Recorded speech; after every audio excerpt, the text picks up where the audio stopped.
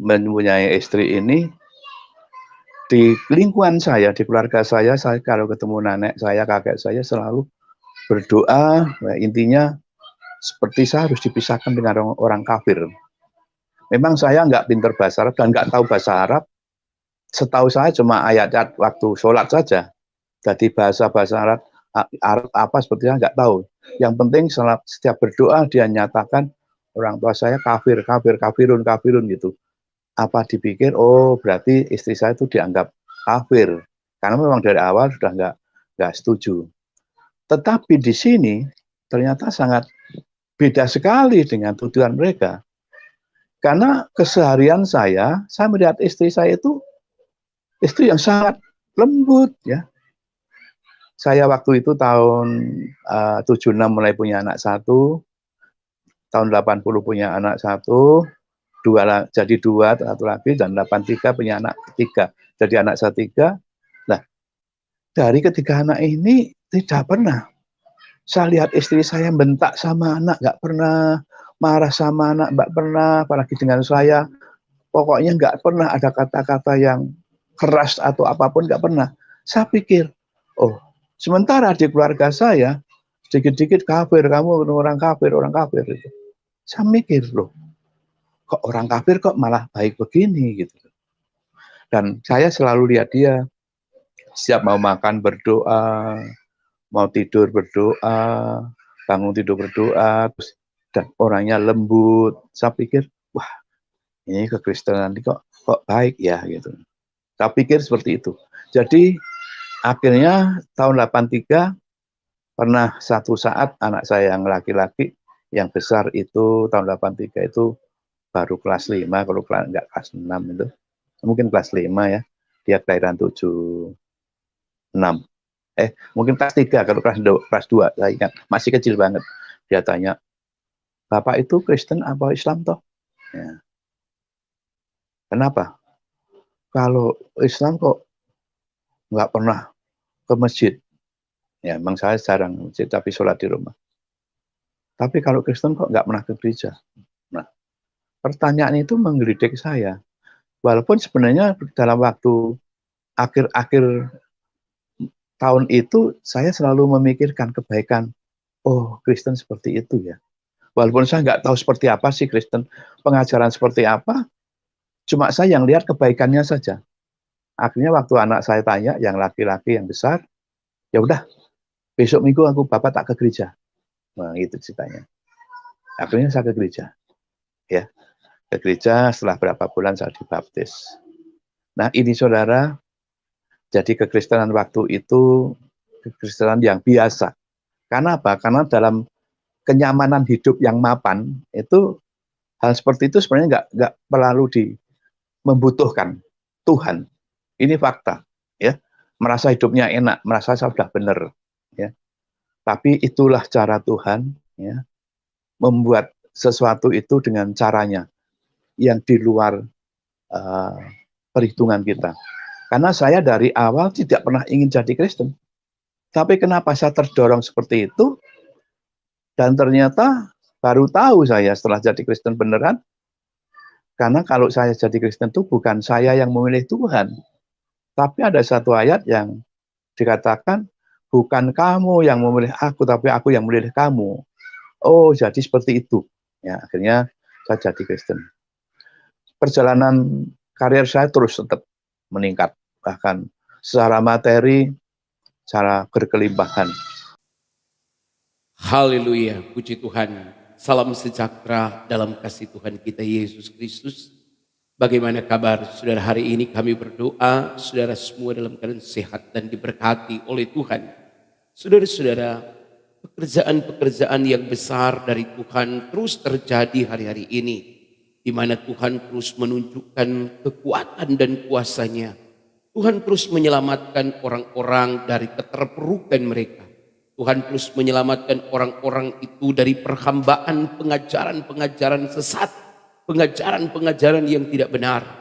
Karena memang Alkitab berkata di akhir-akhir zaman mereka akan bekerja dengan luar biasa untuk menyesatkan orang. 1 Timotius 4 ayatnya yang pertama mengatakan, bahwa roh-roh penyesat itu terus bekerja, guru-guru palsu itu terus bekerja, nabi-nabi palsu dalam 2 Petrus 2 ayat 1 berkata terus bekerja. Saudara-saudara, bagaimana mereka akan menyesatkan sekalian banyak orang. Namun puji Tuhan, Tuhan Yesus baik. Tuhan terus memenangkan orang-orang bagi kemuliaan-Nya. Dan orang-orang yang dimerdekakan, yang dimenangkan oleh Yesus bukan orang biasa. Kali ini kita akan mendengarkan kesaksian dari seorang kepala bank pemerintah. Kepala bank pemerintah yang tersebar di seluruh Indonesia, Jawa Tengah. Bagaimana dia menjadi seorang pemimpin dalam kecerdasan. Dia adalah orang yang sangat cerdas. Karena itu karir di perusahaan perbankan ini sungguh sangat cemerlang. Bagaimana dia dapat melihat dan membuktikan kepada kita bahwa sungguh Yesus itu baik. Ajarannya itu meresap sampai kepada pengikut-pengikutnya tentang kebaikan. Saudaraku, bagaimana kisah seorang pemimpin bank pemerintah ini, BUMN ini bisa percaya kepada Yesus? Mari kita simak kesaksian berikut ini. Haleluya, selamat menyaksikan. Shalom saudara-saudara kami yang kami kasih dalam Tuhan Yesus Kristus. Sungguh suatu yang luar biasa kalau malam hari ini saya bisa ada di satu channel yang luar biasa, ya, bahwa saya tidak pernah memikirkan, tidak pernah membayangkan akan terjadi seperti ini. Terlebih apa yang kami jalani hidup kami, nggak pernah kebayang kalau kami akan menjadi seorang pengikut Yesus, ya. Latar belakang kami, saya dilahirkan tahun 51, jadi sebentar lagi mencapai usia yang ke-70, ya, dari keluarga Muslim. Karena kakek saya, kalau zaman sekarang dikatakan orang tamir masjid gitu ya, kakek saya itu seorang Muslim yang taat dan kuat. Tadi kakek dari ibu saya, yang kalau kakek dari ayah saya memang masih mengikut kejawen, ya. Tapi saya dididik, kakek selalu diajarin bahwa kalau orang punya agama, percaya Tuhan, harus sholat. Nah, ini yang saya ikuti. Dan sebelumnya akan saya kenalkan, saya lahir dari keluarga besar. Keluarga besar, saya bersaudara 11 orang. Ya. 11 orang, saya anak yang ketiga. Nah, makanya di dalam kehidupan saya, kalau saya mau ceritakan, bukan tentang kesombongan, ya, bukan tentang saya sombong tentang apa yang saya peroleh masa lalu, enggak. Ini hanya untuk menggambarkan betapa, ya, di dalam kehidupan orang mengalami sesuatu, tapi semuanya itu ada di dalam rancangan Tuhan. Ya. Saya akan sampaikan bahwa masa kecil saya juga seperti anak-anak yang lain, ya, bahkan sering tidur di masjid, ya. Walaupun orang tua saya tidak mengajarkan Islam secara detail, saya harus bisa baca Al-Quran, enggak, ya. Saya waktu kecil saya kalau belajar membaca turutan, ya, turutan itu kitab panduan dari guru ngaji saya, supaya saya bisa membaca huruf Arab dari alif ba ta sa sin kha kha dal zal ro ya sin sim sod dot, ya, itu yang saya pelajari waktu masa kecil saya, ya. Dan juga sholat 5 waktu saya jalani. Akhirnya saya menjadi anak yang dewasa sampai saya sekolah. Nah, inilah yang mau saya sampaikan selama perjalanan hidup saya dari sekolah, ya, dari mulai SD itu saya sering tidur di masjid itu biasa karena teman-teman saya memang teman Muslim, memang saya juga keluarga Muslim, ya. Nah, setelah mengalami pendidikan dari SMP ke SLTA, ya, waktu itu saya belajar di salah satu sekolah Semea, ya, Semea. Ya. Nah, inilah awal kehidupan saya, maka saya katakan masa hidup saya dari kecil sampai remaja sampai mau menikah, ya, mau menikah waktu itu. Saya nggak pernah susah. Hidup saya cukup berlimpah. Karena apa? Karena ada satu perjalanan hidup yang mungkin jarang dialami. Waktu saya lulus dari Semea tahun 69, ya, saya langsung kuliah di Akademi Perbankan di Semarang. Ya, saya kuliah. Nah, inilah apa yang kami rencanakan. Saya punya cita-cita, walaupun hanya sekolah di akademi, yang penting bisa melanjutkan dari SLTA, mengingat orang tua saya hanya seorang pegawai negeri, dan ibu saya pedagang kecil-kecilan, ya, pedagang pakaian kecil-kecilan, tapi ibu dan ayah saya membiayai waktu itu tahun 69 itu saya berkeluarga 9 orang, jadi adik saya 6, ya, adik saya sudah 6, adik 6, kakak saya 2, jadi 9 orang, ya. Nah, saya kuliah di Semarang baru berjalan belum sampai 1 semester. Pas hari Minggu saya pulang, ternyata ada seorang guru saya waktu di SMEA mendatangi ke rumah. Dia bilang, "Tri, kamu besok bisa nggak ke sekolahan?" Ya. "Ada apa, Pak?" "Pak Kepala Sekolah mau bicara sama kamu." "Oh ya, Pak, siap." Akhirnya saya datang ke sekolahan. Nah, disitulah ketemu dengan pimpinan sekolah, yang sekolah saya yang lama, saya sudah kuliah, ya. Nah, kepala sekolah tanya, "Sri, kamu mau bekerja enggak?" Ya, maksud Bapak, dia cerita, beberapa hari yang lalu seorang pemimpin bank, pimpinan bank pemerintah, ada yang minta ke sini lewat seorang pejabat di kabupaten. Dia ingin salah satu lulusan dari sekolahan ini mau bekerja di bank. Dan waktu itu bank pemerintah hanya satu bank pemerintah di kota saya itu hanya satu. Terus saya bilang, "Terus gimana, Pak?" "Ya kalau mau, kamu besok datang aja ke bank itu. Saja satu pesan, jaga nama baik sekolahmu, ya." Dan itu yang saya dengar waktu itu, bawa nilai sekolahmu, bawa nama baik sekolahmu di tempat pekerjaan kamu, siapa tahu nanti kamu menjadi alat untuk teman-temanmu juga bisa bekerja di bank itu, gitu. Ya memang, maaf ini bukan tentang kesombongan, tapi ini tentang fakta yang saya hadapi. Memang waktu saya sekolah, saya terlalu dapat ranking, ya, bahkan ranking 3 itu paling jelek waktu itu, ya. Yang sering adalah 1 dan 2. Nah, sampai pada lulusan saya adalah ranking 1. Nah, kenapa pimpinan bank itu sampai datangi sekolah? Ternyata memang waktu membuka kesempatan bekerja, itu yang dites nggak ada yang lulus. Nah, akhirnya saya datang ke bank itu, akhirnya saya dites langsung hari itu juga. Hari Selasa saya datang, masih ingat saya. Jadi Senin saya menghadap kepala sekolah, Selasa saya datang ke bank, saya langsung dijak masuk kamar sama staf yang ngurusin, ya. Saya disuruh ngerjakan soal itu, ada 4 soal, ya. Saya kerjakan dengan baik dan ternyata memang hasil itu disampaikan ke pimpinan langsung, "Udah kamu besok mulai bekerja." Ini satu hal yang luar biasa, bahkan waktu saya bekerja pun orang tua saya belum saya beritahu, ya. Sampai dia tanya, "Kok nggak balik ke Semarang?"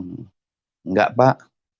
Ya, akhirnya baru setelah resmi saya pakai seragam pakai putih gitu, saya baru ngomong ke bapak saya, "Pak, saya udah kerja di kantor bank." Nah, ya saya sebutkan sekalian, kebetulan kantor bank itu dengan rumah saya sekitar 500 meter, ya. Bank pemerintah, Bank BRI. Nah, inilah yang awal dari kehidupan saya.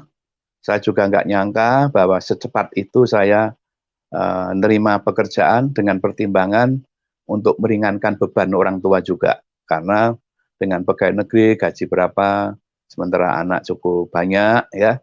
Sementara saya bisa kesempatan bekerja, kan saya bisa meringankan beban orang tua. Nah, saudara yang dikasihi Tuhan Yesus, saya bekerja ternyata memang Tuhan memberikan saya sesuatu yang luar biasa, kemampuan yang lebih di kantor itu, ya. Sampai saya bekerja baru 2-3 tahun, ya. Jadi usia saya baru 22 tahun. Ya. Pimpinan saya di bank itu sungguh, ya saya merasa dia dekat dengan saya karena apa yang dia minta saya selalu bisa kerjakan dengan baik. Bahkan persoalan-persoalan yang berat di bank itu sering saya bisa memberikan usulan dan diterima. Sampai satu saat saya dipanggil pimpinan saya, ditanya, ada nggak temanmu yang pinter? Ya ada Pak, dia waktu itu juga selalu masuk ranking. Akhirnya, oke, suruh kerja. Akhirnya saya datangi ke rumahnya, dia lagi kuliah di Jogja. Saya tanya, gimana? Kalau kamu mau kerja, besok buat lamaran bawa, nanti diterima. Akhirnya benar, diterima juga. Nah inilah saya mulai ya dipakai menjadi berkat teman-teman saya. Nah, sampai ada hal yang luar biasa. Ya. Waktu itu tahun 73, ya, saya sudah 3 tahun kerja, saya dipanggil pimpinan. Ini menggambarkan betapa saya bisa berbuat sesuatu yang baik di bank itu. Pimpinan mengundang saya masuk ruangan, ditanya, kamu punya adik nggak? Maksud Bapak, punya adik laki-laki? Punya Pak. Lulusan apa? Saya katakan, lulusan STM begitu. Tapi pinter enggak? Saya enggak tahu Pak. Tapi adik kandung, iya. Ini ya, adikmu suruh kerja di BRI, saya juga akan memasukkan adik saya. Saya kaget. Seorang pimpinan mau memasukkan adiknya bekerja di kantornya sendiri, sampai meminta orang karyawannya juga suruh masukkan keluarganya. Nah ini akhirnya terjadilah seperti itu. Jadi adik saya masuk, adiknya pimpinan itu juga masuk di bank itu. Nah ini satu yang luar biasa. Bahkan karier saya, harus boleh dikatakan semakin luar biasa, sampai saya ditunjuk pimpinan akan buat kantor-kantor cabang di seluruh kecamatan, ya, dibentuk satu kantor unit baru.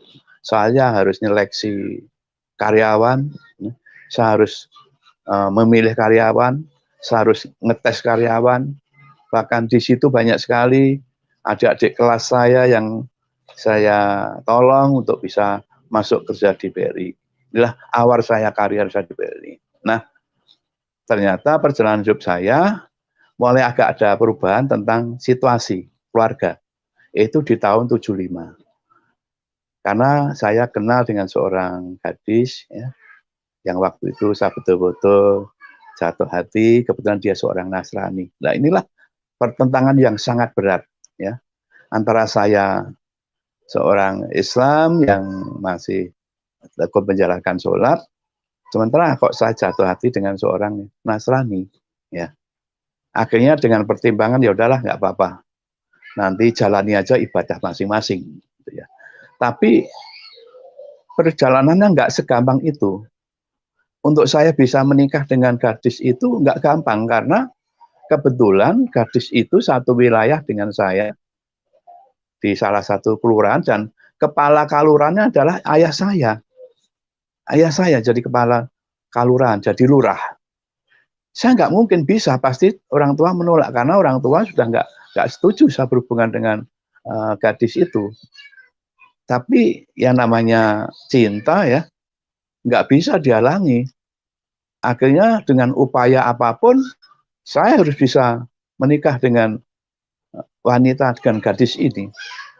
Akhirnya saya melalui cara-cara yang sebenarnya tidak terpuji, ya, karena bapak saya lurah, saya bawa ngambil surat keterangan, saya tulisin sendiri, saya menuju ke luar kota, bahwa saya bertempat di luar kota itu, yang masih family.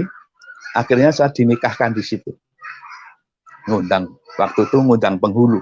Ya, ya intinya saya nikah di depan penghulu, dan orang tua nggak tahu.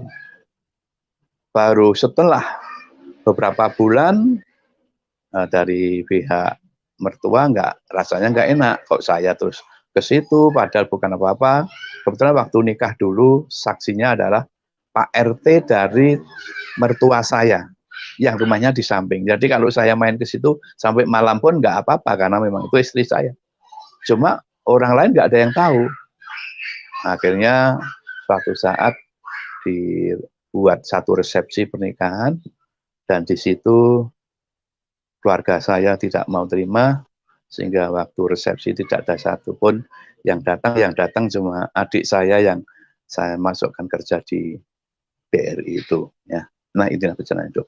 Nah, selama menjalani ini saya masih lakukan sholat walaupun sering nggak penuh karena memang tugas saya berat di kantor ya, karena biasanya jam zuhur dan asar itu kan jam-jam masih kerja dan saya tugasnya di luar kota, keliling di seluruh wilayah kabupaten sehingga tapi saya tetap jalanin ibadah saya sebagai seorang Islam dengan sholat ya. Dan istri saya tetap setelah nikah dengan saya tetap melakukan aktivitas dengan kembali ke gereja tiap minggu. Karena memang kita merencanakan ya udahlah, yang penting kita melakukan ibadah masing-masing dengan baik gitu ya. Nah, perjalanan waktu selama saya mempunyai istri ini di lingkungan saya, di keluarga saya kalau ketemu nenek saya, kakek saya selalu berdoa, intinya seperti saya harus dipisahkan dengan orang kafir. Memang saya nggak pinter bahasa Arab dan nggak tahu bahasa Arab. Setahu saya cuma ayat-ayat waktu sholat saja. Jadi bahasa Arab apa seperti saya nggak tahu. Yang penting setiap berdoa dia nyatakan orang tua saya kafirun gitu. Apa dipikir, oh berarti istri saya itu dianggap kafir. Karena memang dari awal sudah nggak setuju. Tetapi di sini ternyata sangat beda sekali dengan tujuan mereka.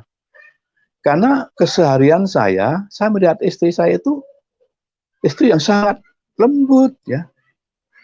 Saya waktu itu tahun 76 mulai punya anak satu, tahun 80 punya anak satu, jadi dua satu lagi, dan 83 punya anak ketiga. Jadi anak saya tiga. Nah, dari ketiga anak ini tidak pernah saya lihat istri saya bentak sama anak, nggak pernah marah sama anak, nggak pernah, apalagi dengan saya. Pokoknya nggak pernah ada kata-kata yang keras atau apapun, nggak pernah. Saya pikir, oh, sementara di keluarga saya, sedikit-sedikit kafir, kamu orang kafir itu. Saya mikir, loh, kok orang kafir kok malah baik begini gitu. Dan saya selalu lihat dia, siap mau makan berdoa, mau tidur berdoa, bangun tidur berdoa, terus dan orangnya lembut. Saya pikir, wah, ini kekristenan ini kok baik ya gitu. Saya pikir seperti itu. Jadi akhirnya tahun 83 pernah satu saat anak saya yang laki-laki yang besar itu tahun 83 itu baru kelas 5, kalau enggak kelas 6 itu. Mungkin kelas 5 ya. Dia kelahiran 76. Mungkin kelas 3, kalau kelas 2, saya ingat, masih kecil banget. Dia tanya, Bapak itu Kristen apa Islam toh? Ya. Kenapa? Kalau Islam kok nggak pernah ke masjid? Ya, memang saya jarang ke masjid, tapi sholat di rumah. Tapi kalau Kristen kok nggak pernah ke gereja? Nah, pertanyaan itu menggelitik saya. Walaupun sebenarnya dalam waktu akhir-akhir tahun itu saya selalu memikirkan kebaikan. Oh, Kristen seperti itu ya. Walaupun saya nggak tahu seperti apa sih Kristen, pengajaran seperti apa, cuma saya yang lihat kebaikannya saja. Akhirnya waktu anak saya tanya, yang laki-laki yang besar, ya udah, besok minggu Bapak tak ke gereja. Nah, itu ceritanya. Akhirnya saya ke gereja. Ya, ke gereja setelah berapa bulan saya dibaptis. Nah, ini saudara, jadi kekristenan waktu itu kekristenan yang biasa. Karena apa? Karena dalam kenyamanan hidup yang mapan itu hal seperti itu sebenarnya nggak perlu membutuhkan Tuhan. Ini fakta, ya. Merasa hidupnya enak, merasa sudah benar, ya. Tapi itulah cara Tuhan, ya, membuat sesuatu itu dengan caranya yang di luar perhitungan kita. Karena saya dari awal tidak pernah ingin jadi Kristen. Tapi kenapa saya terdorong seperti itu?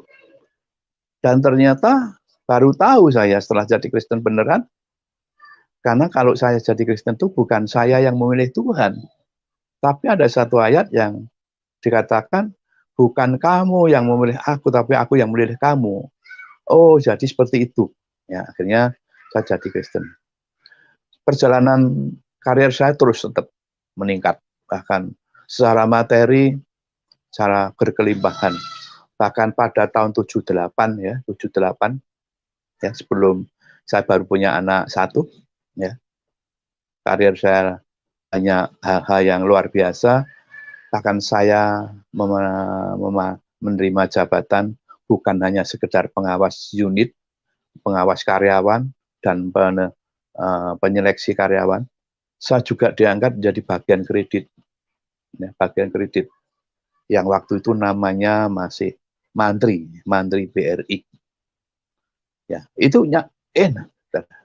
Kehidupan itu karena kebetulan di kota saya bank pemerintah hanya satu, sehingga orang fokus kalau ingin cari modal ya ke bank yang saya bekerja di situ. Nah, biasanya mereka kalau butuh dana itu kan maunya cepat-cepat, karena memang kebutuhan mereka yang dikejar kebutuhan. Nah, itulah sering yang mendatangkan apa ya, berkat. Notabene bukan berkat dari Tuhan, tapi apa yang saya terima.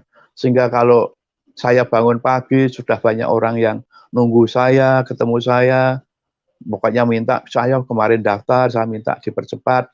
Dan apa yang saudara lihat, setiap mereka datang pulang, pasti dia ninggalin amplop. Nah, saudara. Akhirnya melalui seperti itu, Tuhan, saya merasa, loh kok enak begini, ya. Tapi memang karena jabatan yang saya peroleh sampai saya di tahun 78 saya bisa membangun rumah, ya, membangun rumah dengan tanah yang diberikan oleh orang tua. Sebenarnya bukan bukan tanah yang diberikan, karena waktu tahun 74, 75, ya, 74 menjelang 75 itu karena banyak sekali orang yang mengucap syukur yang setelah dimasukkan BRI, saya enggak, dan jujur saya enggak pernah memasukkan orang kerja, saya minta uang enggak. Tetapi mereka mengucap syukur secara sadar, secara ikhlas, sehingga berkat yang saya terima cukup luar biasa, sehingga saya bersama orang tua saya bisa patungan membeli rumah yang cukup besar. Tanahnya 800 meter, tanahnya rumahnya besar. Tetapi itu tidak bisa menjadi hak saya. Karena apa? Karena kejadian itu tadi. Tahun 75 saya nikah dengan orang Kristen, sehingga semua hak yang ada di dalam keluarga saya tidak mempunyai satupun. Tetapi kebaikan ayah saya, dia mengatakan, udahlah, rumah itu tidak saya kasih kamu saya kasih tanah saja. Nah, melalui tanah itu saya bangun, ya. Bahkan saya bisa mengembangkan tanah itu, membeli di belakangnya. Tanah saya cukup besar, ya. Tahun 78 saya bangun, akhirnya 80 itu selesai. Tanahnya seluas 1.200 meter, bangunannya seluas 600 meter, dan ada kamar kosnya 9. Sudah mapan sekali. Hidup yang mapan itu memang biasanya sering orang tidak mengandalkan Tuhan. Nah, bahkan waktu itu tahun 78 di usia yang 27 tahun saya sudah bisa beli mobil, dan satu saja, jarang orang muda, anak muda bisa beli mobil. Kalau toh ada anak muda pakai mobil juga karena diberikan orang tua. Kalau saya berikan sendiri karena memang orang tua udah nggak mikir, karena udah lepaskan saya sejak saya nikah itu. Nah, perjalanan hidup saya ternyata memang ada satu hal yang harus saya hadapi, karena kepercayaan pimpinan sudah begitu penuh, sehingga saya, ya, di dalam memberi kredit sering ada hal-hal yang apa ya, keluar dari jalur. Keluar dari jalur artinya apa? Yang harusnya saya mengikuti prosedur, saya nggak mengikuti prosedur. Contoh, seseorang yang saya kenal, ya, dia baik dengan saya, orang asli Surabaya, dia dekat dengan saya, senang tenis mengikuti saya. Akhirnya dia ngomong ke saya, Mas Ri, saya punya usaha laboratorium klinik di Salatiga. Bisa nggak saya dikasih kredit sama buka di Boyolali? Bisa saja kalau memang usaha itu baik dan mendatangkan keuntungan gitu. Akhirnya benar, saya proses kredit itu. Dan sertifikatnya bukan sertifikat di daerah saya, bukan di Boyolali, tetapi di Surabaya. Nah, disinilah saya mulai melakukan kesalahan. Karena kedekatan dengan orang itu, harusnya kalau pejabat bank itu menerima permohonan kredit dengan sertifikat di luar kota, harusnya sertifikat itu dikirim ke bank di mana sertifikat itu ada. Harusnya saya kirim sertifikat ke kantor bank yang sama, BRI yang di Surabaya. Nanti Surabaya yang akan menaksir laporan ke saya, baru saya nanti memberi kredit. Itu enggak. Saya datang sendiri ke Surabaya, saya lihat sendiri ke Surabaya. Saya taksir sendiri. Itu pertama, kesalahan. Ya. Tapi karena pikir ini teman baik, ya udahlah, nggak apa-apa, yang penting nanti usahanya maju. Kesalahan kedua,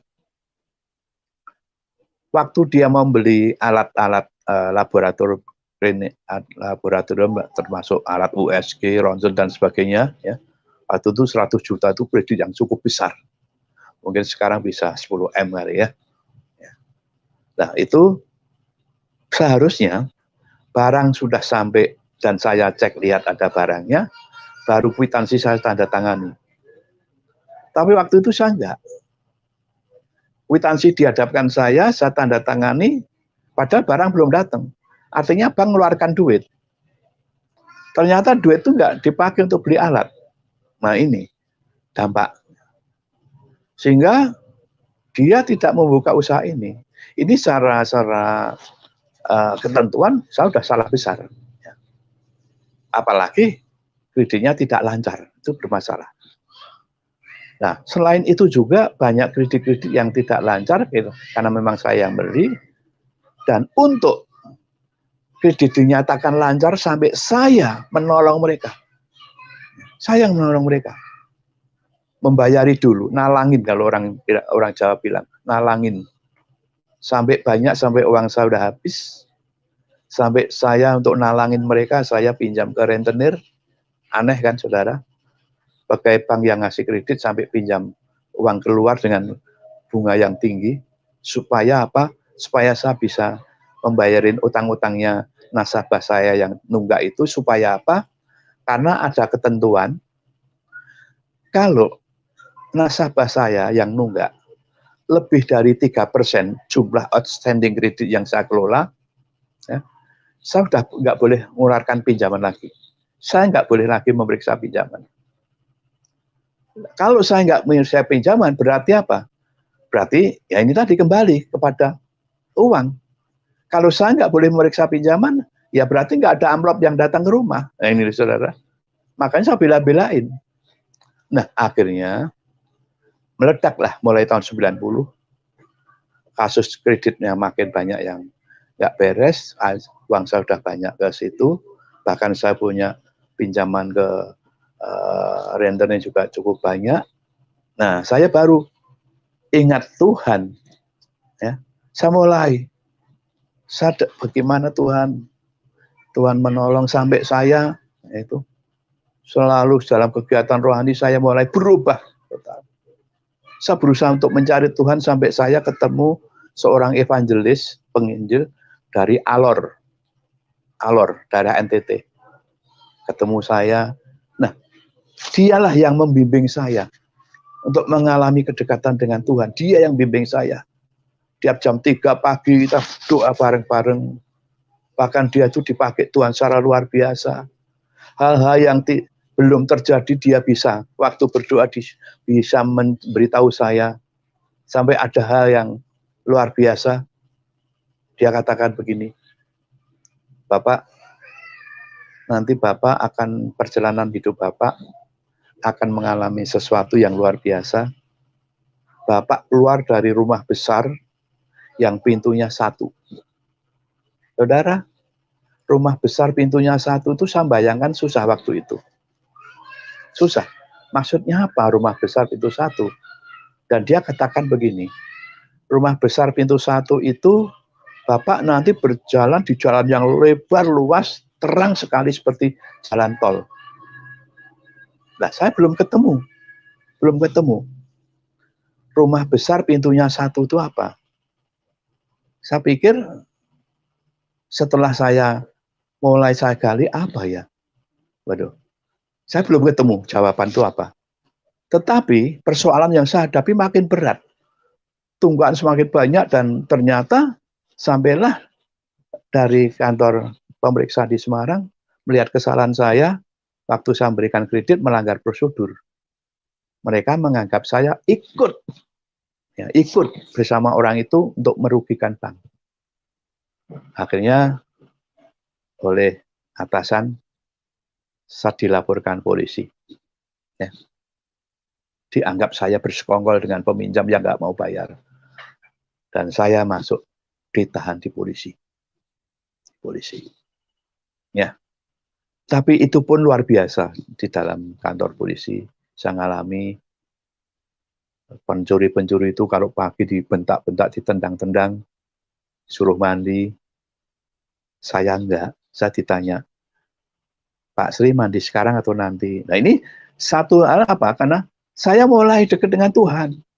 Jadi banyak bergaul erat dengan Tuhan, banyak mencari wajah Tuhan, banyak memuji Tuhan dan mengalami satu lawatan yang luar biasa. Bahkan kalau saya sudah duduk memuji Tuhan, air mata saya nggak bisa saya bendung. Sepertinya Tuhan ada dalam diri saya. Saya cuma minta Tuhan, tolonglah saya. Berikan saya kekuatan. Dan ternyata benar. Setelah saya di kantor polisi, di dalam tahanan, berkumpul dengan pencuri-pencuri, saya tetap nyaman. Ya udahlah. Akhirnya setelah saya diperiksa, saya katakan ya udahlah. Saya akan selesaikan semua urusan saya yang kaitan dengan bank. Karena saya pikir begini, daripada nanti saya dihukum, terus anak-anak saya punya kesan, wah punya bapak bekas napi. Ya, kalau dihukum kan nanti keluar juga bekas napi. Saya pikir lebih baik saya miskin, kalau memang itu diizinkan Tuhan, ya, karena saya mulai merasa dekat dengan Tuhan melalui evangelis yang dari Alor yang selalu menguatkan saya. Akhirnya saya putuskan rumah saya jual. Dan waktu itu ya nggak banyak ya, 75 juta itu pun orang di kota saya nggak ada yang berani beli karena harga segitu cukup tinggi. Dan kebetulan yang beli orang Jakarta, yang saya tidak tahu ternyata itu dulu teman sekolah saya di SMP. Nah, akhirnya jadilah rumah terjual dan saya bisa menempati di situ 2 bulan. Ya. Nah, ini terjadi tahun 94. Jadi 93 saya dikeluar. Dan setiap kejadian itu saya selalu diberitahu. Waktu itu seperti hambanya dari Alor itu, waktu berdoa, Pak, Bapak nanti hari Kamis nanti ada berita. Bapak nggak usah kaget ya. Oh iya, nggak apa-apa. Ternyata apa, saudara? Ternyata hari Kamis itu saya terima surat, saya dipecat dari BRI. Ini. Tapi saya nerima karena Tuhan sudah tahu, saya sudah dikasih tahu. Dan itu dari Tuhan. Dari mana seorang hamba Tuhan tahu bahwa pimpinan saya menandatangani surat pecatan? Berarti itu dia dapat sesuatu dari Tuhan. Tapi Bapak tetap aja, nanti Tuhan akan tuntun Bapak. Nah, akhirnya setelah dipecat, itu tadi, saya ditangkap polisi, dan saya waktu itu saya putuskan, oke, saya tutup, saya akan jual rumah. Ya. Baru terbuka ya, bahwa saya nanti akan berjalan di jalan yang sangat terang, seperti jalan tol, tapi Bapak keluar dari rumah besar yang pintunya 1. Ternyata rumah besar pintu 1 saya mau tanya, mungkin saudara bisa beri satu ya, mungkin saudara bisa beri satu kesimpulan. Itulah rumah penjara, saudara. Penjara. Ya, berarti rumah besar pintu 1. Bu. Rumah besar pintu 1. Tas, Bu. Korin. Ya, ya, Bang. Nah, itulah makanya, segala sesuatu yang terjadi dalam hidupku, pasti dimatiin. Itu terjadi, memang itu seizin Tuhan, ya, seizin Tuhan. Jadi diizinkan terjadi, karena di situ Tuhan sudah beritahu. Kalau dipikir dari mana tahu bahwa Bapak keluar dari rumah besar pintu 1, ternyata benar terjadi. Saya ditahan. Walaupun tahanan itu belum tidak seperti penjara. Maaf, saya akan ngecas handphone sebentar. Ya. Ya. Ya. Nah, waktu itu bukan penjara, tapi gambaran saya berarti itu ditahan. Nah, dari situlah penggenapan juga bahwa saya nanti akan mengalami kesuksesan setelah saya keluar dari tempat itu, dan benar. Nah, di dalam perjalanan saya selalu dekat Tuhan, dan sepertinya yang saya rindukan itu Tuhan berikan jawaban. Ya. Akhirnya suatu saat hamba Tuhan itu bicara, Bapak, Tuhan perintahkan Bapak harus ke Jakarta. Saudara, saya bingung. Saya di Jakarta belum pernah ke Jakarta. Kemana? Akhirnya saya, ini dari Tuhan. Akhirnya saya ke Jakarta. Nyari pekerjaan ke Jakarta. Jadilah saya pekerjaan di salah satu usaha, kebetulan milik teman saya juga. Adik kelas saya waktu itu di distributor air minum. Dan itu pun ada beberapa pilihan. Saya berangkat sendiri, atau saya dengan istri. Nanti anak-anak saya titipkan saudara-saudara dari istri saya. Atau semua. Sampai saya buat seperti angket, Bapak, saudara-saudara. Ada 3 pilihan. Bapak sendiri ke Jakarta, atau Bapak Ibu ke Jakarta, anak-anak tetap di Boyolali, atau semua berangkat Jakarta. Anak-anak bilang semua berangkat ke Jakarta. Ya. Tapi itu tahun 94. Tapi anak saya yang besar baru kelas 1 SMA, sementara masih tinggal di Boyolali, numpang di rumah saudara, karena kebetulan sekolahnya di kota Solo. Nah, perjalanan hidup saya sampai saya bekerja di salah satu perusahaan distributor air mineral. Nah, saudara, setelah saya mengalami seperti ini dan selalu dibimbing oleh hamba Tuhan yang dari Alor ini, saya semakin ngerti bahwa ada satu hal yang Tuhan selalu tanamkan dalam pikiran saya. Kamu jangan sekali-sekali membalas kejahatan orang yang ditimpakan kepadamu. Atau jangan membalas orang yang mencelakakan kamu. Ya. Nah, itulah yang saya merasakan bahwa apapun yang terjadi dalam hidup saya, itulah bahwa saya memang salah. Saya wajib. Saya memang sudah seharusnya kalau saya mengalami seperti ini. Saya dipecat dari BRI juga nggak apa-apa, karena memang saya salah.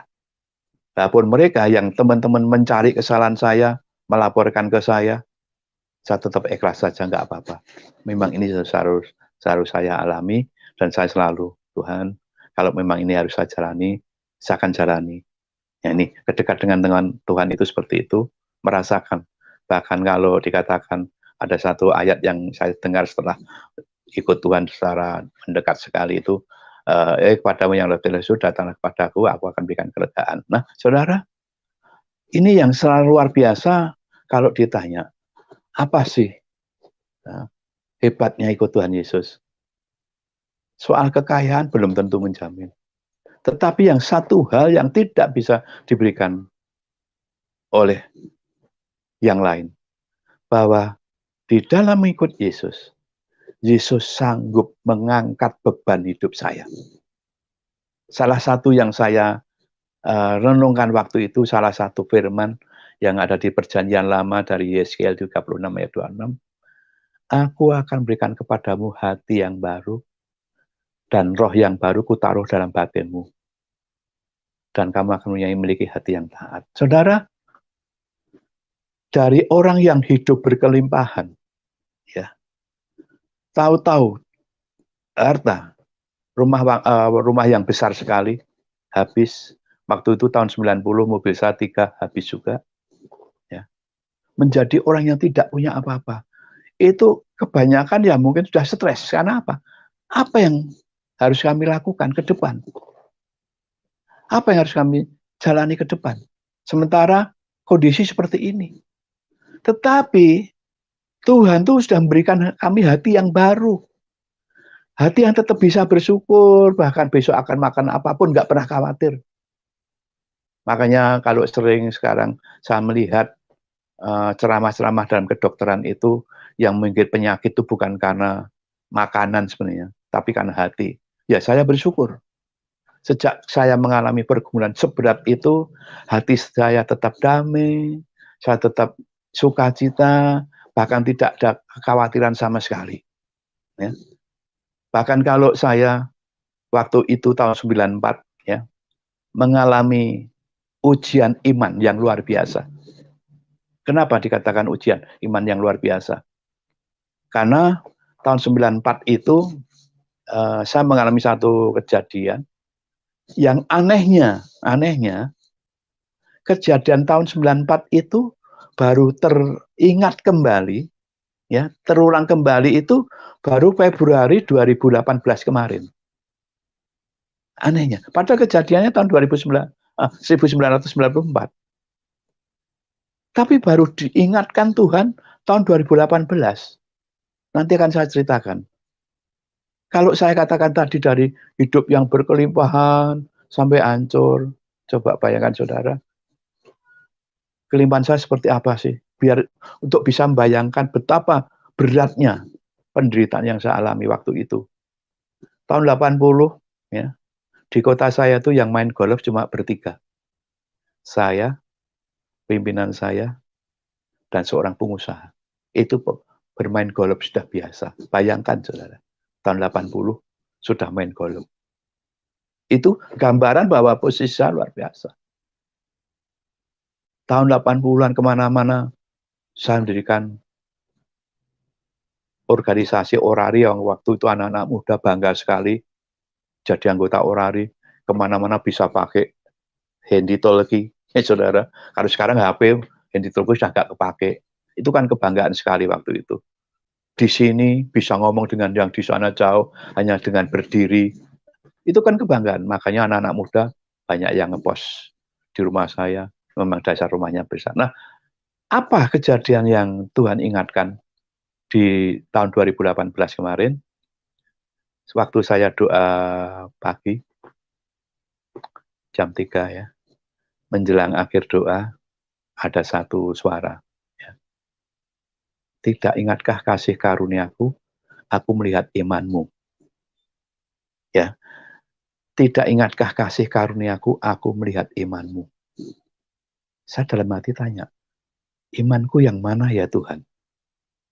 Saya tanya, dalam hati. Terus saya sampai pejamkan mata, saya diingatkan kejadian tahun 94. Ya. Jadi 24 tahun yang lalu diingatkan. Waktu itu tahun 94, rumah sudah terjual, tapi saya masih bisa menempati 2 bulan. Oh, malah lebih itu masih diizinkan lagi. Saya dipanggil bapak saya. Bapak saya memang ya seorang lurah ya. Ya rumahnya cukup, tidak cuma satu, banyak. Ya. Saya dipanggil. Apa yang dipikir? Saya dipikir, waduh saya dipanggil mungkin mau ditolong bapak. Karena waktu itu saya pegawai BRI, tapi usaha saya itu banyak. Saya itu selalu buat inovasi tentang apa yang mendatangkan keuntungan. Seperti contoh saja, contoh kecil. Saya itu pertama kali di Boyolali pakai LPG itu nggak banyak. Saya kalau beli gas LPG ke Solo, ketemunya cuma sopir bupati, sopir Kajari, sopir Dandim, dan sopir kepala. Itu nggak ada yang lain yang pakai gas LPG. Akhirnya saya pakai gas LPG. Dan tidak hanya itu, akhirnya saya mendirikan agen gas LPG di Boyolali. Sampai orang yang mau beli kompor saya pinjamin. Nah ini kan menggambarkan saya itu kedepannya banyak sekali inovasi-inovasi. Bahkan orang Boyolali kalau mencari pinjam kaset video, ya dulu video kan nyewa, orang-orang nyewa. Saya menyewakan video dan kasetnya, makanya banyak orang hajatan datang, nanti saya punya karyawan 2 waktu itu. Nah saudara, waktu saya dipanggil orang tua saya pikir saya mau dibantu apa, ternyata pertanyaannya sungguh sangat memojokkan saya waktu itu gini. Bapak saya tanya, nih, gara-gara kamu jadi Kristen, sekarang kamu dikeluarkan dari BRI, dan kamu sekarang sudah tidak punya rumah lagi dan mobil. Gitu. Nah, setelah gitu, Bapak saya ini, kamu mau pakai itu rumah sebelah timur jalan itu, rumahnya besar juga, saudara. Mau butuh modal berapa? Tak bantu. Tapi syaratnya 1, kamu harus kembali sholat. Saudara, di saat saya mengharapkan satu bantuan, tapi ada sesuatu yang harus saya ambil, sebenarnya gampang sekali. Apa sih susahnya sholat? Apa sih? Tinggal kembali 5 waktu, belajar lagi. Tapi waktu itu, saya sudah merasakan kasih Tuhan. Pertolongan Tuhan, bahkan perjalanan hidup saya itu sebenarnya sudah dituntun Tuhan. Kamu nanti ngalami ini, kamu ngalami ini. Seperti tadi salah satu contoh, kamu akan nanti berjalan di tempat yang sangat terang, seperti jalan tol, tetapi keluar dari rumah besar yang pintu 1. Itu kan tadi sudah saya katakan. Akhirnya apa waktu itu? Jawaban saya, ini yang mungkin Tuhan berkenan. Saya jawab kepada Bapak saya, Bapak terima kasih tawarannya. Bapak nanti melihat saja, Tuhan saya yang akan menolong saya. Itu saudara. Itulah. Padahal kalau saya mengikuti Tuhan Yesus, sangat berat sekali. Anak baru kelas 1 SMA. Yang kecil baru kelas 1 SMP. Yang nomor 2 kelas 1 SMP. Yang nomor 3 baru kelas 5 SD. Butuh biaya. Sementara nggak punya apa-apa. Tapi saya bisa menjawab, Tuhan saya yang menolong saya. Karena saya punya keyakinan. Saya ikut Tuhan itu kehendak Tuhan. Bukan kamu yang milih aku, tapi aku yang milih kamu. Jadi Tuhan yang milih saya. Itulah sebabnya saya waktu itu menjawab seperti itu. Dan ternyata waktu itu, seperti yang doa saya dengar pada bulan Februari tahun 2018, itu Tuhan mengingat terus, saudara, bahwa saya mempertahankan iman. Sehingga saya tetap ikut Tuhan, saya merantau ke Jakarta, dan perjalanan hidup ke Jakarta luar biasa. Ya. Banyak hal yang terjadi yang begitu menyakitkan hati saya, tetapi ternyata Tuhan selalu menolong. Banyak mujizat yang terjadi waktu saya tepatnya bukan di Jakarta sebenarnya, di Bekasi, ya di Bekasi, di Pondok Gede. Banyak mujizat yang terjadi. Artinya mujizat yang berkaitan dengan jasmani, kebutuhan hidup, makan dan sebagainya. Mujizat. Contoh saja, contoh. Suatu hari saya disuruh mertua saya jenguk besannya mertua saya yang ada di Pondok Bambu untuk nengok karena dia sakit. Kalau saya jenguk berarti saya naik bis. Nah, waktu itu Metro Mini ya, yang jurusan dari Taman Mini ke Pulau Gadung. Nanti kalau saya naik bis berdua, terus besok untuk bekal anak untuk sekolah apa gitu. Tapi saya yakin, ya nggak apa-apa lah. Nanti Tuhan kan tahu apa yang saya hadapi. Ternyata apa yang terjadi, saudara? Ini benar-benar membuka mata saya. Tuhan bisa buat mujizat secara luar biasa. Saya di tengah-tengah saya menyegat bis Metro Mini, nggak terasa kaki saya tuh seperti menginjak gumpalan yang nggak sengaja. Saya nggak tahu. Begitu begitu sendal saya geser, itu ada setumpuk uang. Coba bayangin, saudara. Sampai saya mengambilnya itu, karena saya tengok sana sini nggak ada orang, jauh. Ya, akhirnya saya pelan-pelan jongkok ke bawah gitu. Saya kok tidak ngambil bungkuk, enggak. Tapi pelan-pelan ke bawah, terus saya ambil uang 1. Ternyata itu bisa saya pakai makan dan uang saku anak selama 2 minggu. Ini salah satu contoh. Banyak sekali. Nah, yang berkaitan dengan kesehatan, mujizat terjadi. Waktu 95, istri saya mengalami sakit yang parah. Ya mungkin karena tekanan, ya belum merasakan kedamaian, masih waktu itu kalau buang air seni itu merah seperti darah dan badan panas. Ya. Akhirnya dengan terpaksa saya bawa ke rumah sakit, walaupun uang itu sebenarnya untuk cadangan untuk makan dan sebagainya. Dengan sangat pas-pasan saya ke rumah sakit, akhirnya diberi resep 3 obat oleh dokter. Dan saya hanya beli 1 obat yang paling murah, karena memang nggak punya duit. Tapi saya tiap jam 3 pagi tidak pernah meninggalkan Tuhan. Saya terus sungkur di kaki Tuhan. Dan saya merasakan kalau saya sudah berdoa, air mata saya mengalir, sepertinya Tuhan sedang peluk saya gitu. Dan ternyata setelah obat yang paling murah saya beli, saya kembali ke dokter lagi, ya, dengan uang yang pas-pasan. Dokternya tanya, loh, ibu berobat kemana? Ya nggak kemana-mana.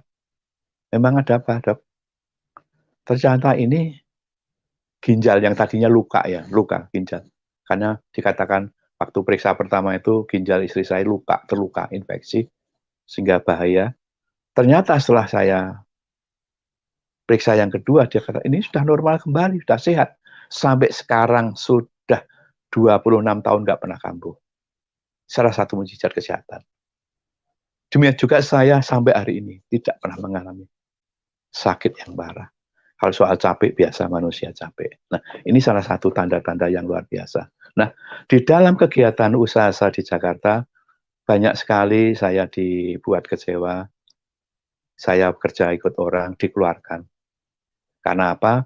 Karena saya disuruh mengurusi pemasaran, distribusi air minum. Ya, saya juga nggak tahu ternyata bekerja di situ tuh cara Tuhan untuk saya belajar bisnis air. Ya, saya dikeluarkan karena apa? Karena memang karyawannya banyak, dan untuk ngirim ke konsumen di pabrik-pabrik di Cikarang, saudara, itu kan banyak pabrik.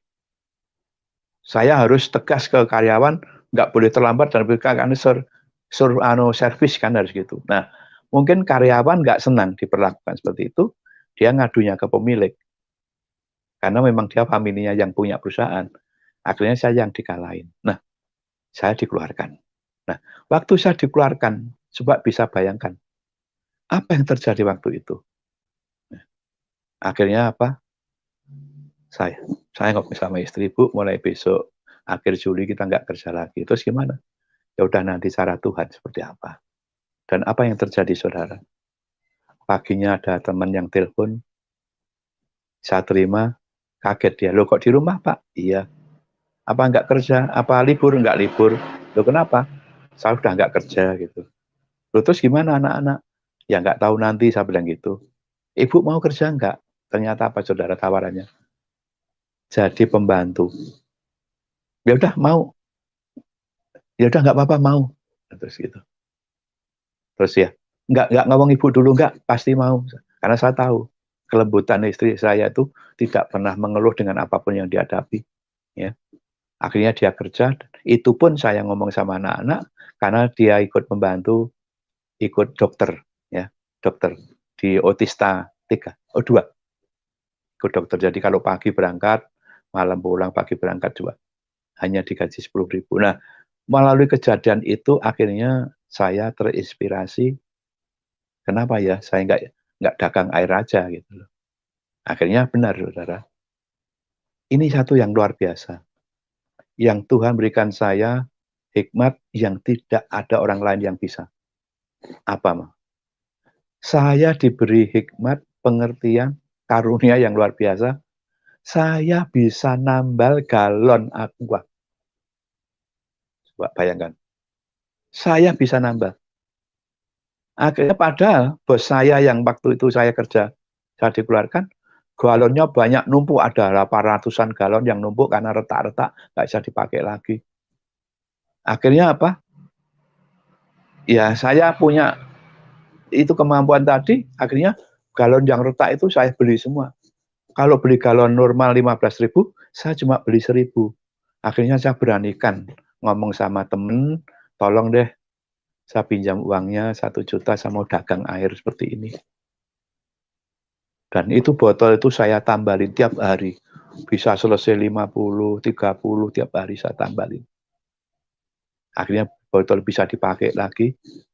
Dan saya mulai nyewa mobil, itu tahun 96. 96. Ya, 96. Awal 96. Akhirnya saya bisa, bukan awal, pertengahan 96. Ya, akhirnya saya dagang. Ya. Itu pun mengalami mujizat yang luar biasa sebelum saya dagang. Waktu istri saya jadi pembantu rumah tangga itu. Ya. Hari bulan itu adalah masa kontrakan rumah saya habis. Sementara saya pulang ke kampung saya, ke Boyolali, saya malu. Nggak pulang, itu rumah orang. Nah, dalam doa saya bersama evangelis tadi, yang selalu menopang saya, mendampingi saya ngomong, Pak Samuel, ini namanya Samuel Malaikari. Ya. Pak Samuel, ini kan nanti bulan depan ini nanti kontrak saya habis. Saya kalau punya duit, saya nggak akan kontrak rumah ini. Rumahnya memang besar, saudara. Tapi saya mau DP aja uangnya untuk DP, walaupun rumah tipe 21, nanti lama-lama kan bisa punya sendiri. Ini niat saya. Karena kalau kontrak nanti juga tiap 2 tahun bayar lagi. Ya, nanti kita doa saja, jawabnya begitu. Akhirnya terus bawa doa. Dan 2 hari setelah doa, 2 malam itu, si hamba Tuhan ini nyampaikan ke saya, Pak Sri, ada apa Pak? Tuhan bicara, Bapak nggak ninggalin rumah ini. Maksudnya, Bapak tetap tinggal di rumah ini. Loh, rumah ini kan harus nyewa Pak, harus kontrak. Sementara kalau saya punya uang untuk kontrak, saya ingin DP rumah. Gimana bisa saya tinggal di sini? Kalau saya punya duit, saya ingin DP di perumahan yang baru, walaupun cuma tipe 21, tidak akan bayar kontrakan. Sementara kalau saya tidak punya duit, kan saya juga nggak bisa tinggal di sini. Kan saya harus pergi, nggak bayar. Lalu dia jawab, tapi Tuhan bicara Bapak tetap tinggal di sini. Terus gimana? Ya kita doa saja. Akhirnya 5 hari dari pergumulan itu, perbincangan saya dengan hamba Tuhan ini, dia suruh saya, Bapak disuruh temuin yang punya rumah ini. Padahal yang punya itu di Surabaya. Di Surabaya.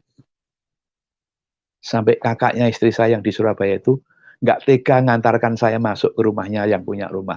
Padahal orang itu juga kontrak di Surabaya. Coba, saya datang, saya cerita kalau istri saya sementara sekarang kerja bantu orang gini gitu. Apa yang terjadi saudara? Yang punya rumah ngomong gini, Pak Sri, itu bukan rumah saya, itu rumah Tuhan. Saya hanya dititipin. Kalau Pak Sri mau tetap pakai rumah itu, silahkan pakai. Walaupun nanti ada perjanjian tertulis bahwa itu tetap rumah saya. Dan nanti saya kasih rekening. Jadi kalau Pak Sri nggak punya duit, tempati saja. Nanti kalau punya duit baru kirim ke saya, tak kasih rekening. Saudara, nggak masuk akal kalau dipikir. Di Bekasi, Pondok Gede tepatnya, masih ada orang seperti itu, padahal biasanya kontrak ya kalau nggak bayar pergi. Ini siapa kalau bukan cara Tuhan menolong saya? Karena memang saya percaya apapun yang saya lakukan Tuhan akan menolong. Tuhan akan berikan jalan keluar. Nah, ini yang terjadi. Itulah sebabnya waktu saya diberitahu seperti itu, sampai yang punya rumah itu, oke sekarang Bapak telepon saja ke Bu Sri. Enggak Pak, nanti enggak apa-apa tak telepon dari tempat kakak. Enggak, biar ibu, biar hatinya nyaman, hatinya biar damai, biar adiknya bisa enggak cemas gitu. Bener, saya telepon dari rumahnya yang punya rumah ini ke rumah yang saya kontrak itu, istri saya yang terima, Bu, Ibu nggak usah khawatir tentang rumah, kita boleh nempatin. Gitu. Saudara, ini salah satu cara Tuhan menolong saya. Dan akhirnya kita tempatin, ya, usaha saya mulai berkembang mungkin lama-lama. Nah, saudara, ini yang mau saya sampaikan, kenapa Tuhan begitu berkati saya secara luar biasa, secara jasmani. Kalau secara jasmani saya juga diberikan kesehatan, nggak sakit, nggak apa, sampai hari ini nggak ada penyakit yang nyerang saya. Ya. Tapi berkat jasmani waktu itu juga luar biasa. Saya waktu itu dagang air dan nyewa mobil, ya, mengambil di salah satu pedagang, dia punya merek, sambil di situ, harganya 1.750, saya jual 3,5, lumayan, ya. Setelah 6 bulan tiap hari dapat untung 20 sampai 25 ribu. Istri saya akhirnya saya suruh berhenti untuk jadi pembantu. Karena apa? Saya bilang, Bu, Bapak untungnya sudah 20-an ribu, lebih, sering lebih. Ibu pamit aja, nggak usah bantu di situ. Akhirnya benar, saya pulang nggak kerja, kerjanya akhirnya dia apa? Buat resoles, saudara. Resoles tiap hari buat resoles yang dititipkan ke ada WNI depan rumah yang kelilingan pakai sepeda ontel itu, dagangannya antara lain ambil dari istri saya. Nah, kembali, nah di tengah-tengah perjalanan bisnis saya yang sudah lumayan, ternyata pemilik perusahaan air yang saya ngambil di situ itu nyuruh sopirnya ngirim ke langganan-langganan saya, ya, dengan harga yang diturunkan. Dia ngirimkan 3.000. Secara jasmani kecewa loh. Saya ambil dari situ, dia suruh sopirnya ngirim ke langganan saya dengan harga lebih murah. Tapi saya enggak. Sampai ada seorang rekan saya yang dari Kelapa Gading yang juga pedagang, ngomong ke saya, Pak Sri, itu langganan Pak Sri kok dikirimi? Ya, saya sebut aja panggilannya Pak Haji ya, dari Padang. Kok dikirimi Pak Haji? Jawab saya apa, saudara? Biarin aja lah. Kan masih banyak toko. Ya nanti cari langganan lain. Itu saja jawaban saya. Jadi saya nggak kecewa. Biarin aja lah. Toh Tuhan buka berkat itu bukan mesti harus seperti situ. Kalau toh nanti langganan saya habis, nanti Tuhan akan berikan langganan yang lain. Tapi yang luar biasa,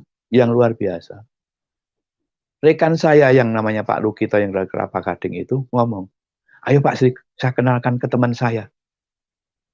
Sekarang buka pabrik di daerah Cilengsi, saudara. Kapasitasnya 10.000 galon per hari, cuma seminggu lagi baru mulai operasi. Saudara, itu cara Tuhan juga. Akhirnya saya datang ke pabrik itu,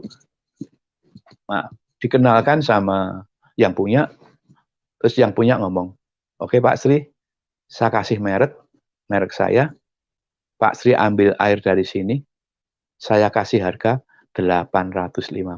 Bayangkan saudara, ngambil di tempat yang awal tadi 1.750, ngambil di situ 850. Dapat keringanan berapa? 900. Berarti untung saya naik lipat.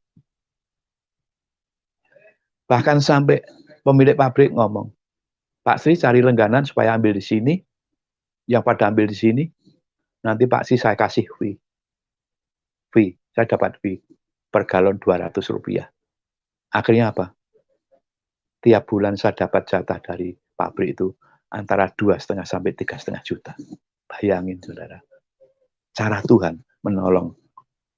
Asal kita nggak kecewa. Asal kita nggak dendam. Dan yang lebih luar biasa lagi, bos saya yang mengeluarkan, yang punya usaha distributor air minum, yang merek lain tadi, yang saya dikeluarkan, saya nggak pernah kecewa, walaupun dampak dari dia saya dikeluarkan, istri saya jadi pembantu, saya nggak pernah kecewa. Saya sering mampir ke kantornya, setelah 2 tahun saya sering mampir, sampai setelah 2 tahun, dia ngomong, Pak Sri, ini usaha saya mau tutup. Loh, kenapa tutup? Aduh, untungnya udah mepet. Ya memang dia ada merek lain, belinya 2.750, jualnya 4,5. Jangan tutup Bu, sayang kan Ibu langganannya banyak gitu. Itu yang nungguin pas nyonyahnya. Terus gimana Pak? Ambil aja air saya bilang gitu. Karena saya sudah diserahin dari pabrik. Air apa Pak? Saya kasihkan merek saya itu. Oh ini ya Pak ya. Berapa Pak per galon? Per galon 1.500 Bu. Wah, murah banget. Ya udah Ibu saya kasih surat, ambil ke sana. Akhirnya ambillah dia meneruskan usahanya, berjalan meneruskan usahanya. Dan saudara tahu, saat dia mengambil ke pabrik 1.500 per galon, saya dapat untung 650 per galon. Padahal dia tiap hari ambilnya apa? 1 truk 300 galon. Jadi saya per hari dapat untung dari situ 200.000 per hari. Saudara, karena tidak kecewa, tidak sakit hati, Tuhan buka jalan, buka berkat. Ya, inilah saksian hidup saya sampai anak tadi yang waktu saya jatuh secara ekonomi ya, baru kelas 1 SMA, akhirnya bisa ke Jakarta semua bertiga. Bahkan yang anak pertama lulus di UI, Teknik Sipil UI. Yang kedua akuntansi UI juga. Yang paling kecil akuntansi dari UGM. Nah, cocok dengan waktu saya keluar dari tahanan polisi, saya ngomong sama anak saya. Nah, nama Bapak sudah hancur di kota ini. Tapi yang akan membangkitkan, memulihkan nama Bapak cuma kamu dan adik-adik. Sanggup enggak? Dia bilang sanggup. Ternyata benar. Ketika anak saya cukup, ya kalau 3 anak bisa kuliah di perguruan tinggi negeri yang terkenal semua kan ada kebanggaan. Dan ternyata betul anak saya diberkati Tuhan. Satu berkat yang luar biasa yang saya alami. Apa? Waktu saya jatuh, tidak ada satu perkara yang membuat hati saya sedih. Tidak ada satu hal yang buat saya sakit, tapi saya tetap sukacita. Itu yang luar biasa. Dan setiap saya berdoa, Tuhan selalu menjawab saya. Sampai hari ini, akhir-akhir pun mujizat terjadi banyak. Ya, bahkan saat saya, suatu saat orang pasti ngalami lah, ada kebutuhan, pas nggak ada duit, biasalah. Sampai terjadi, saya pernah melayani di satu tempat. Dan saya sekarang ini dalam ikut Tuhan, saya memang waktu itu sempat tidak ibadah. Tahun 93 sampai 94 sampai 96 tuh nggak ibadah. Kenapa? Ya maaf, saya nggak akan menghakimi gereja yang lain. Rasanya ke gereja kok nggak dapat sesuatu, saya cuma doa di rumah, ibadah di rumah dengan mengundang hamba-hamba Tuhan. Sampai suatu saat saya ada tamu ngajak saya ke gereja yang waktu itu ibadahnya di Jakarta Titer. Ya. Dan mulai di situ saya mulai tambah mengasihi Tuhan karena waktu saya datang pertama kali di gereja itu ada satu pujian yang pujiannya begini. Siapakah aku ini Tuhan, jadi biji matamu. Nah, pujian itu saya dengar langsung air mata saya menangis. Terus sampai ibadah, sampai yang khotbah saya masih ingat sampai hari ini. Bahkan firmannya sampai hari ini saya masih ingat. Bapak Pendeta Gilbert Lumoido. Merasa saya dituntun. Akhirnya saya bergabung. Saya aktif di gereja itu. Tiap minggu sampai sering 2 kali ibadah. Kerinduan saya untuk mencari Tuhan lebih. Nah, suatu saat saya ingin melayani, tapi di gereja itu memang untuk jadi pelayan tidak gampang. Akhirnya di dekat rumah saya yang jaraknya cuma 300 meter, di situ buka gereja. Yang waktu itu pengembalaannya seorang hamba Tuhan yang besar, saya bergabung di situ. Dan secara luar biasa, saya bergabung tahun 98, tahun 2001 saya sudah karena saya memang menunjukkan semangat saya untuk melayani Tuhan. Maaf, saya melayani Tuhan bukan ingin saya dapat duit. Ya, saya melayani Tuhan karena saya ingin membalas kebaikan Tuhan. Dari kehancuran seperti itu sampai Tuhan pulihkan hidup saya. Saya ingin membalas kebaikan Tuhan. Sampai 98, saudara, orang pada jatuh, berkat saya lebih dari 10 juta per bulan. Bayangin, itu kalau bukan Tuhan siapa? Nah, akhirnya saya gabung di gereja, selama 3 tahun saya langsung diperintah gembala, Bapak harus ikut ujian pendeta. Saya ikutin ujian pendeta. Walaupun pengetahuan saya dari cuma kursus-kursus yang diadakan di gereja itu, ya. Karena intinya saya bukan tentang saya hafal firman, enggak. Tapi yang terpenting dalam hidup saya mengalami perjumpaan dengan Tuhan di dalam roh. Dan itu indikasinya. Sehingga kalau sudah mengalami seperti itu, rasanya nggak ada persoalan yang berat. Bahkan mujizat-mujizat pun terjadi dinyatakan. Ya, inilah saya, makanya saya banyak pelayanan, banyak doakan orang, sehingga melalui mereka itu juga Tuhan mendatangkan berkat yang secara tidak sengaja. Dan sampai hari ini, saya tadinya tahun 2003 mengembalakan di Pondok Gede, tapi sengaja saya ingin ke Boyolali. Akhirnya saya pulang ke Boyolali tahun 2007. 2010 saya buka gereja di Boyolali. Ya, sampai hari ini saya gembalakan. Walaupun jemaatnya nggak banyak, tapi mujizat terjadi luar biasa. Saya bangun gereja yang tidak pernah pakai panitia, hanya mengandalkan lutut, saudara. Dengan uang 9 juta bisa selesai dengan dana 135 juta. Tanpa buat proposal. Tahu-tahu ada aja orang nelpon saya. Ngirim. Saudara, ini karya Tuhan. Ya. Mungkin masih banyak lagi yang mau saya ceritakan, tapi ya mengingat waktu, ini dulu, mungkin nanti saya juga bisa tambah-tambahkan kalau memang ada yang ingin mendengar hal-hal yang lain. Tapi yang jelas bahwa kekristenan itu bukan tentang kegerejanya, tapi kekristenan yang terpenting adalah bagaimana mengalami Tuhan dalam hidupnya. Mengalami Tuhan artinya apa? Ada satu hubungan dengan Tuhan. Karena di situ ada satu jawaban yang luar biasa. Saya kira ini dulu Pak Yusuf, apa yang bisa saya sampaikan malam hari ini. Dan baik. Sekarang saya bahkan baik, ada sedikit yang belum sempat saya laporkan. Boleh ya Pak ya? Saya tambahin sedikit boleh. Ya Pak ya. Boleh, silakan. Ya. Waktu tahun 2018 Pak, saya diingatkan Tuhan, tidak ingatkah kasih karuniaku, aku melihat imanmu. Ternyata itu dampaknya luar biasa Pak Yusuf. Itu kejadiannya 2018 bulan Februari. Terus di bulan Mei itu rekan saya, pendeta, mengadakan KKR, ya. Pembicaranya dari Amerika, Pastor David Dungu.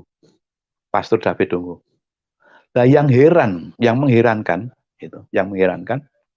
saya bersama istri duduk di barisan ketiga. Tahu-tahu pemimpin pujian tuh WL itu menunjuk saya. Bapak yang baju putih, bisa Bapak naik mimbar. Dia nggak kenal saya juga belum tahu. Begitu saya naik mimbar, apa Mas? Terserah Bapak. Bapak mau kesaksian boleh, mau menyampaikan pesan apa boleh. Akhirnya saya menyampaikan kesaksian tentang apa? Tentang karunia iman. Jadi saya milih rumah atau duit, langsung nyaman, atau saya langsung tetap ikut Tuhan Yesus walaupun penderitaan di depan banyak, tetapi saya percaya dalam penderitaan pun asal Tuhan ada, Tuhan berikan saya tetap damai dan sejahtera. Nah, itu. Terus tahun 2018 ya. Saya ke Manila. Kebetulan anak saya tugas di yang nomor 2, Putri, tugas di KBRI Manila. Saya ke gereja. Bisa bayangkan Pak, gereja yang belum pernah ketemu, WL-nya juga belum pernah kenal saya. Tahu-tahu saya ditunjuk, Bapak bisa naik ke mimbar. Karena Tuhan katakan ada sesuatu yang bisa Bapak bagi untuk memberkati jemaat. Saya bingung lagi, apa lagi? Akhirnya saya kesaksian itu. Tentang karunia iman. Sampai pulang dari gereja ada 2 orang yang dari Indonesia, itu memang orang-orang Indonesia yang ada di Manila, jadi bahasanya bahasa Indonesia. Ada yang namanya Awarudin, itu juga ngalami kisah sama seperti saya, meninggalkan agama lama dan diusir orang tuanya. Akhirnya dia ngomong, "Bapak, boleh enggak Bapak, saya manggil Bapak adalah Bapakku?" "Oh, boleh saja," gitu. Jadi saya punya anak angkat di Manila, ya. Nah inilah cara Tuhan. Bahkan sejak saya ngisi itu akhirnya 2 minggu berikutnya saya disuruh naik mimbar terus. Berarti oh Tuhan tuh punya rencana yang luar biasa. Jadi karunia iman itu bisa menguatkan walaupun kita dalam penderitaan, tapi kalau bersama Tuhan Yesus, penderitaan itu Tuhan yang angkat. Dan Tuhan yang akan berikan jalan keluar dengan catatan tetap setia. Cari Tuhan.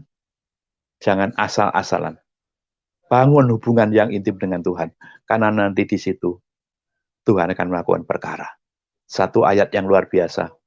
Di 2 Tawarikh 7 ayat 14. Dan umatku yang atasnya, namaku disebut. Merendahkan diri. Mencari wajahku. Berdoa dan berbalik dari jalan-jalannya yang jahat. Aku akan mendengar doanya. Dan mengampuni dosa mereka dan memulihkan negeri mereka. Nah ini yang saya sampaikan. Jadi waktu Tuhan ingatkan kasih karunia iman itu ternyata punya rancangan Tuhan untuk pakai menjadi saluran berkat bagi banyak jiwa. Amin. Tuhan memberkati saudara. Kiranya kesaksian ini menjadi berkat bagi Bapak Ibu saudara-saudari dimanapun berada.